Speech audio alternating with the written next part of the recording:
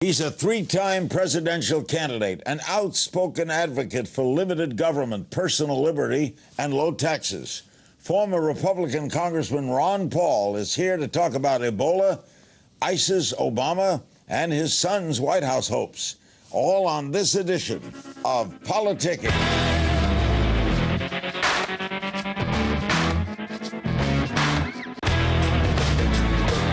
Welcome to Politicking. I'm Larry King. Joining me from Clute, Texas is one of my all-time favorite guests, former Congressman Ron Paul, who made White House bids twice as a Republican, once in 1988 as a Libertarian Party candidate. And he's the founder of the Ron Paul Institute for Peace and Prosperity and the Ron Paul Channel online. That's a great show, by the way. He joins us from Clute, Texas. Ron is a physician. What are your thoughts on the story everyone's talking about, the Ebola outbreak? Well, right now I'm concerned about the hysterical reaction that we're getting. I think it's very, very serious and obviously of a concern for everybody. But I was saying the other day that if we have another breakout and have another case and have the second case of Ebola that originated here in the United States, the headline will say, Ebola has increased by 100%.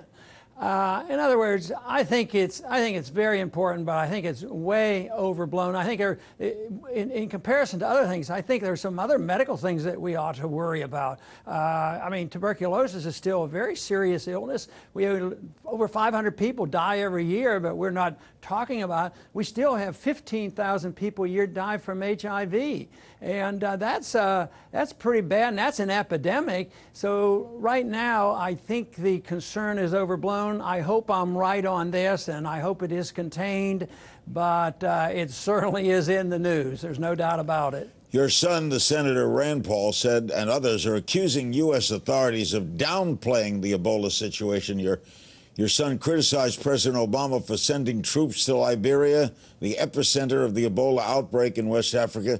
He says it's possible they could carry the disease back to the United States. Is your son overreacting?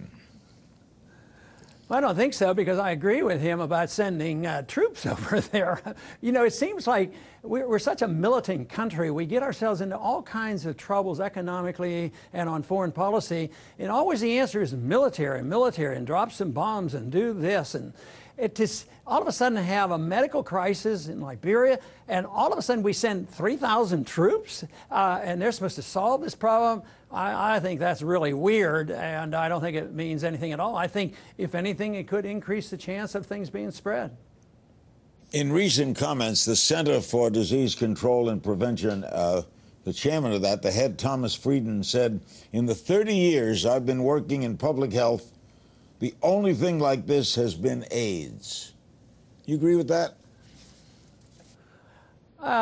Yeah, well, to a degree, but I think that if he thinks it's as serious as AIDS, maybe someday we might look back and see it, but right now, I don't think it comes anywhere close. I mean, that's a pan-epidemic. I mean, we're still losing 15,000 a year, and it's really controllable if people understand exactly how AIDS is spread, but it seems like we're not allowed to lecture on that. So, and before there were a lot more than 15,000. I mean, I think it's over 600,000 people died from AIDS, so I think it's way premature to compare Ebola with AIDS. But the danger is if somebody's going to say, oh, well, you're downplaying the danger. No, I think all illnesses are dangerous.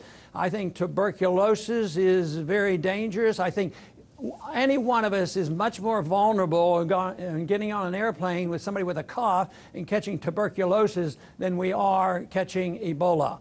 And people don't put it in that same perspective. So, Ron, if you were running a television network, you wouldn't be covering it as much as the networks are? Yeah, I might cover it because it's in the news, but I might be trying to quiet people down and put it in a proper perspective and not have people panicking over it, because sometimes that causes things to go wrong, especially in medicine. Larry, I remember we had a sort of a panic type situation in 1976, right after I was first elected to Congress in a special election, and it had to do with the flu breaking out, and President Ford said we have to inoculate everybody. Two of us voted against it, another doctor and myself. It turned out a lot more people died from the flu shots than they did from the flu. The flu was a fluke. So that taught me a lesson. Be a little cautious, have a proper perspective, do what you have to do, but don't panic. Right now, I think the panic is much more dangerous and will cause more harm than the disease itself. Have we made too many cuts in the public health system? Budget cuts dropped for the CDC from $6.5 billion to $5.9 billion. Senator Warren of Massachusetts said, we're spending now billions of dollars in emergency response instead of spending money in advance for more research for this kind of problem. You agree with her?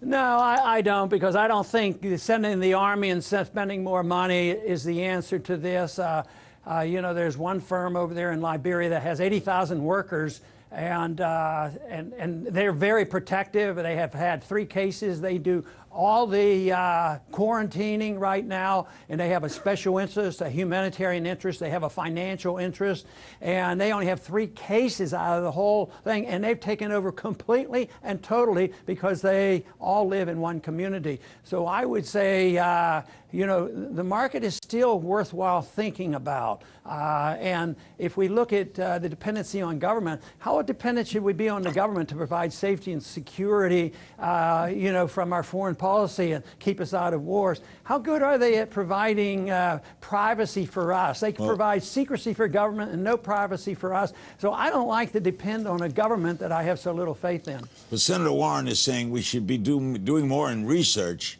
than in after-the-fact spending. Yeah, I think so, and that's why you should get out of the way and let the companies do it. But research, we always put a roadblock in it. Right now, there are experimental drugs, and believe it or not, they're not allowed to use them unless they get special permission from the food FDA.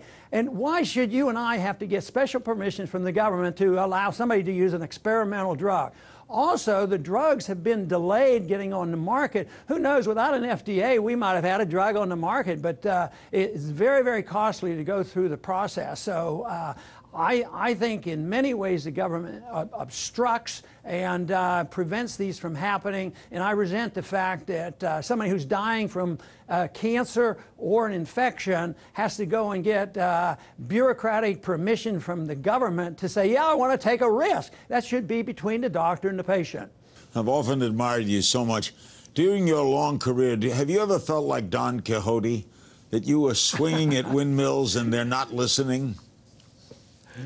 Well, I never quite thought of it that way, but I think I sort of assumed that nobody would listen, and for that reason, I was surprised when I got a few people to listen. All of a sudden, you know, in the last 8 years or so, you know, all of a sudden the campus young people have had an intense interest, and I thought, hey, I didn't expect this. I thought I should, if I believed in something, I should tell the people in my district what I believe in and vote that way and see if I could get reelected and set a standard. And maybe someday, you know, in 50 years from now, somebody will say, I wonder who that guy was.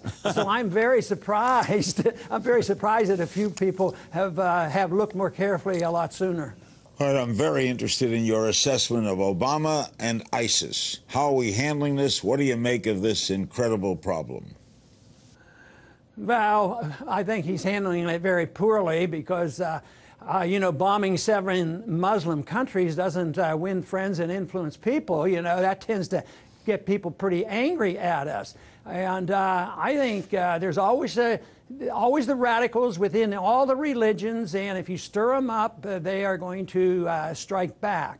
So I believe the growth of ISIS is a reflection of a deeply flawed foreign policy. And the more, and then when we see this violence, all we can do is resort, sort of like the Fed, all we can do is print more money and spend more money. In foreign policy, it's send more troops and drop more bombs, and they don't realize that has something to do with the spread of the radicals, because the radicals aren't happy with the government we put in place in Iraq. What a stupid policy and a stupid war. There was no Al-Qaeda in Iraq. So we've been participating in these conditions. We have given fodder to those people who want to build the ranks. And the more we do, the bigger the ranks get. And so to me, it's not a shocking surprise to find out ISIS is doing well. And they could not have this success unless they're getting some support from the people in these villages. I mean, how can 20,000 people take over a country unless they're getting some support? Right. So I would say that deeply flawed foreign policy contributes to our problems there. Agreed. And let's say the war in Iraq was a terrible mistake. But now what do you do? What do you do now? Okay, that was a mistake. Now what? Well, if it was a mistake to go in, you know, in medicine, if you're making a mistake and giving the wrong medicine, the sooner you quit, the better. So I would say, yes, it was a mistake, and that mistake has continued, and we continue to do the same thing over and over again. So what do you do? I would say if we should, I'd come home. I'd come home as soon as possible because, you know, it's a very serious problem over there, and I think we just muddy the waters. I would do what Ronald Reagan did when the Marines got killed in Lebanon. He said he didn't realize how irrational the people of that region were, and that if we had followed a non-interventionist policy, the Marines would still be alive. But he says he didn't know it was so bad. If he'd have known about the conditions of the politics of that region, he'd have never sent the Marines in. And he brought them home, and we never heard another story about it. And yet he had always said, I would never turn tail and run. And then he wrote that up in his memoirs. Very interesting stuff, because he made a mistake and he recognized it. We've made a mistake. It's not doing any good. Just throwing in more bombs and killing more people makes no sense whatsoever. So we're not the world's protector. A recent Wall Street Journal NBC News poll, 72% of Americans believe that we'll wind up sending ground troops. What do you make of that? Yeah, I'm afraid that's the case. Right now, the war propagandists are winning. A year ago, the people were strongly on our side of non-intervention and didn't want the president to go bomb.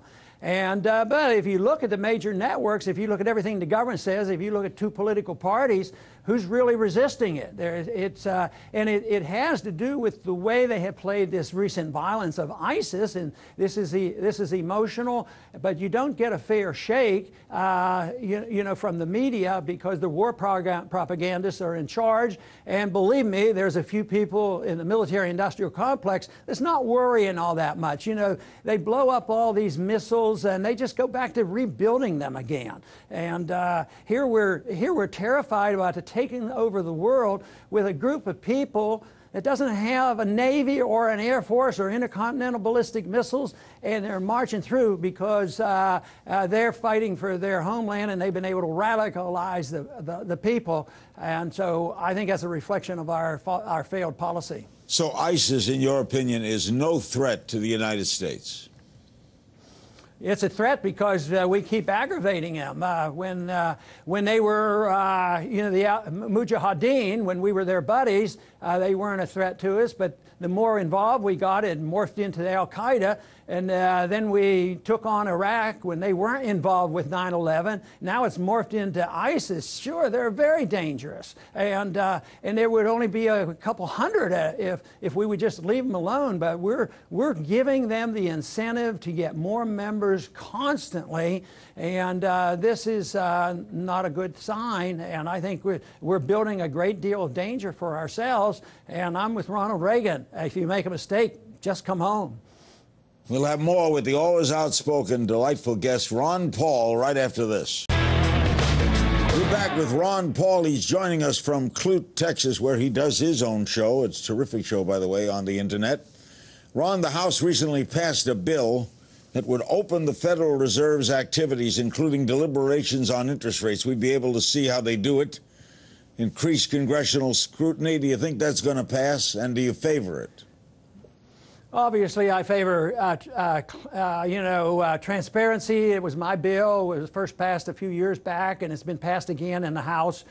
But there was a time when Harry Reid was super supportive of auditing the Fed and knowing what they were doing. But now that he could do something about it, now he has backed off. But about 80% of the American people believe in transparency. They're not going to agree with me on what should be done with monetary policy, but the people say, yes, we ought to know. And this is a consequence of what happened on the bailout. They weren't dealing with about $1 billion that, or less than $1 trillion that the Congress was dealing with. They've dealt with $15 trillion to bail out other countries, other central banks, and other banks around the world. And the American people know about it, and this issue is not going to go away because our economy is very, very fragile, and the Federal Reserve has done nothing but one thing for the last 8 years, and that is print money at the fastest rate conceivable, and they really haven't produced a recovery. So this issue of the Federal Reserve and the need to know more about it is going to be with us for a long time.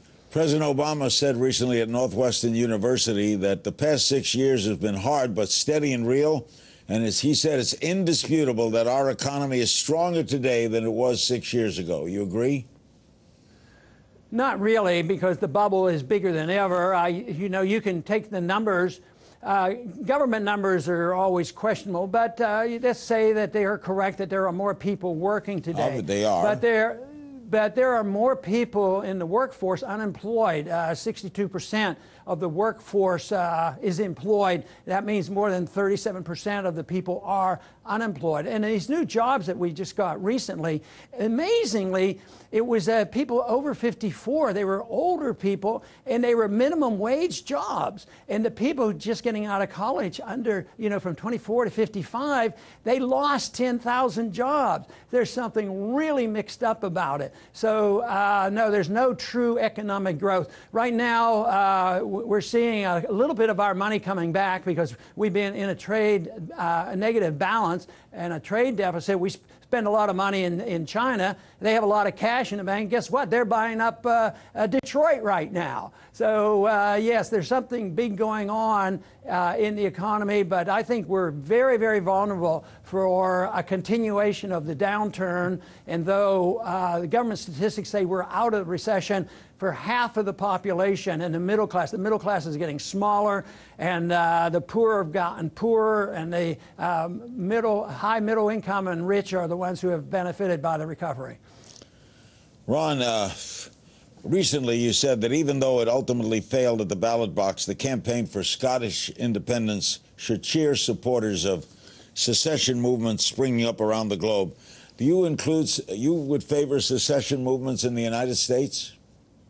Well, they ought to all be legal. I mean, they were soon to be legal when our Constitution was passed. Nobody would have joined the Union if there was a phrase in there that say, once you sign on, you can never leave the Union. There wouldn't have been one colony that would have signed in. And the secessionist sentiment has been around a long time. I mean, it's been up in Vermont even before the Civil War. But the important thing is not the secession as much as the right to secede. If you can't leave somebody's house, you're a prisoner. If you can't leave a job, you're a slave. And if a smaller unit of government can't leave, and then you have a dictatorship. So the whole issue is if a state had the right to leave, the federal government would be a little bit, give a little bit more deference to the states. Right now, there's a fight to overcome the state or the federal government take over, say, on the drug laws. The states are acting on their own. So I think the right of secession would have held in check the size and scope of the federal government. So you'd have been opposed to Lincoln in 1860? Yeah, like Lysander Spooner and a few other very, very liberal-minded people that were strongly opposed to it. No, the right of secession should be there. All units of government, should be able to. I mean, what did we do in World War I? We went into World War I, and what we wanted was self-determination, and we wanted to take over, and yet we gave self-determination. Yeah, sure. We went into the Middle East. We took over the Middle East, and we drew those lines in the Middle East, and we're still fighting over those artificial boundaries, and that is not self-determination. I would say for the Middle East, self-determinations would mean that the Kurds have a right to Kurdistan. Allow them to have their homeland, and that's the way it should be around the world. But you wouldn't have supported slavery. Obviously not. But you know, but you know, most Americans are enthusiastic about independence. What does independence from the British Empire mean? How can anybody be against it? You know, and what about the breakup of the Soviet Union? That's fantastic. You know, that was, to me, the greatest miracle of the 20th century. All of a sudden, this huge, huge, you know, dictatorship empire just disintegrated because people exerted their right to leave. And I think, yes, secession and independence is a proper role. Let the people, well, this is a perfect solution for Ukraine. Why can't the Russian Ukrainians and the European Ukrainians just have an agreement? We'll be friends, we'll trade, we might even call ourselves Ukraine, but we want independent-minded people running our local government. Why do people fear that? Would be a wonderful. Pardon me? Why do people fear that? Why do people fear other people being free? Well, I think they don't allow it. They don't allow it because of people have, there are certain small minority people who like to have the authority over others. They just delight. They're authoritarians. Yeah. Other times it's money. You know, oil and different things and finances. There's always some reason for it. But I think the people generally are for the smaller units of government and allowing groups to get together and be independent. But the stronger the government, the more resistance there is to the breaking up of a major union. There for a while, you know, when the Soviet system was going, I mean, you tried to break off Czechoslovakia or Hungary, you know, you were met with brute force. Yeah. But finally they weakened and it was no longer an issue. Do you encourage your son to run for president? Not really, and I have mixed feelings about it because I know what is entailed and how much punishment he gets. It always annoys me that he has to suffer some of the consequences because of something I said or did, you know, and say, well, but he shouldn't have to do that, but that's the way the system works. So, yes, I think it's great that he's doing it. He has a good message, and he understands free market economics. And I just think that it's doing a world of good. But I also know the power and the strength of the establishment, and it's a tough road to hoe, I'll tell you that. But I would never have discouraged him from doing it, just like I didn't say, Rand, I really want to see you go to med school and be a doctor, but I never discouraged him and was delighted when he did go to medical school and become an ophthalmologist. Would you campaign for him if asked? If he chooses for me to go doing that, I campaign for him all the time because the message of liberty is his and the message of mine is liberty, and that's all I do all my life. For as long as I can remember, that's been my goal. What do you make of this whole political situation now in America, this incredible rift between both sides, the Tea Party, the Republican Party, the Democratic Party? You can't get anything passed. People hate each other. What do you make of that? Well, first, I think it's a sign of the economy. They're running out of money and running out of ideas, and we're a bankrupt country, and we have a foreign policy that's unmanageable. But I take a little different position on this because I think on the big things, they're too close together. I see if you take the Federal Reserve System, the leadership of both parties, boy, they come together. They're not going to have audit the Fed, and they're not going to talk about constitutional money. What about foreign policy? How about leaving the Congress here just a month ago? John Boehner and Reid got together and said, we're going to have an omnibus bill. We're going to put the money in here. We're going to give the president money for Syria. And they're both interventions. They're both for the war. So sometimes I would say there's too much bipartisanship. But I think the bickering is real. I think it's over power and special interests. And they're fighting over that. But I think it's because we're not rich like we were in the 1950s. They didn't have to worry about future. We had a positive trade balance, and we were the powerhouse of the world. But now, economically and militarily, believe it or not, I believe we're going to be threatened, and financially we're in bad shape. So I think that there's some restraint on the politicians in Washington, and that's what they're fighting over. You expect any big changes in the midterm elections?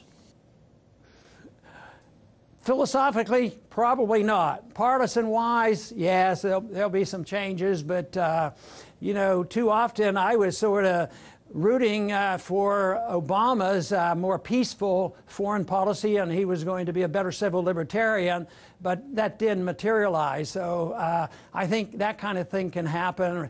Do you think, what would people think if Republicans have more control? They're going to all of a sudden have a balanced budget? You know, people don't believe that. They're going to want to spend 10 times as much money on the military as Obama. Obama's getting beaten up because he doesn't spend enough. And here the constitutionalists and the libertarians say, hey, maybe he should do what he said. He just won the Nobel Peace Prize, for goodness sake. So do you think I would say that I'm cautious in my predictions of having the revolution. I'm waiting for the real revolution, the intellectual revolution, and it's coming. Do you think Hillary will be formidable if she runs? Oh, sure. Sure, the media will love her. But she'll get beat up, too. What kind of president do you think she'd be? President? Well, I think kind of president? I would think she'd be pretty average, pretty mediocre, and pretty much for war, and pretty much for welfareism, and pretty much for deficits, pretty supportive of the Federal Reserve, and loving the military-industrial complex. But that's what we've been having, so I don't think she would provide any change whatsoever in a positive sense. Why do you think your appeal is so great among the young? Well, first they tell me, I ask the question all the time, and they say, well, we know you're telling them the truth. And that's nice, nice to know.